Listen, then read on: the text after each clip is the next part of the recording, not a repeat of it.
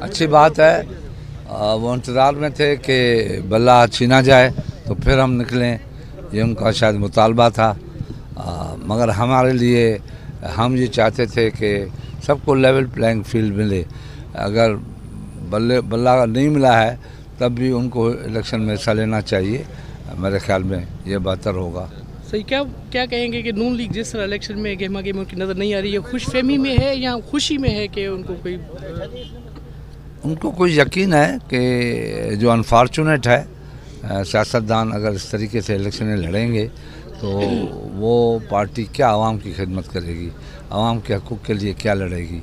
क्योंकि हमारे हकूक़ तो फंसे हुए हैं, उनके लिए लड़ना पड़ेगा, झगड़ना पड़ेगा, तब जाके मुल्क को बेहतरी की तरफ लेके जाएंगे। शाह साहब ये बताइए कि ये अभी जो मौजूदा सूरत हाल इलेक्शन की, इसमें एक पार्टी मुकम्मल हुकूमत बना सकती है? जी नहीं, कभी नहीं, कभी नहीं।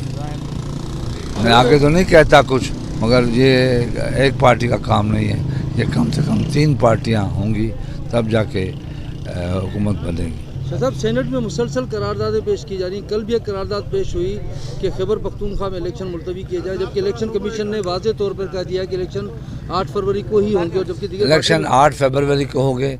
UN भी रेजोल्यूशन पास कर दे, इलेक्शन 8 फरवरी को।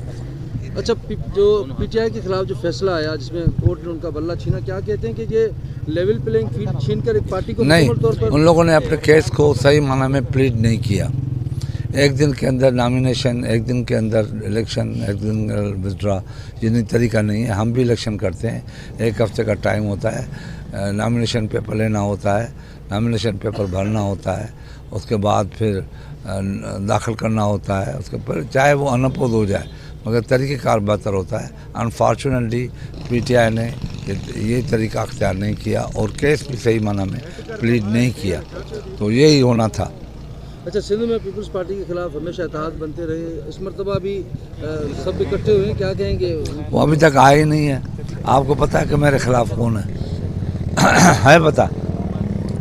तो आपको पता है कि नोमान के खिलाफ अभी तक कौन सा सीरियस कैंडिडेट आया है जिसकी डिक्लेरेशन हुई है? कोई नहीं। अभी तक तो कोई ऐसे लोग पता नहीं। आपको खैरपुर का पता नहीं है कि कौन आ रहे हैं वहाँ पे।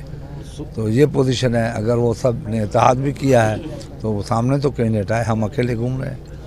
जिस तरह ये माहौल बनता जा रहा है, क्या आम इंतखाबात के बाद भी सियासी पार्टियां इंतखाबात को कबूल करेंगी या दोबारा जिस तरह 18 के बाद धरने, रैलियां, जुलूस, हुकूमत? मेरे ख्याल में इलेक्शन अभी इंडिपेंडेंट करने चाहिए, आज़ाद माहौल में करने चाहिए।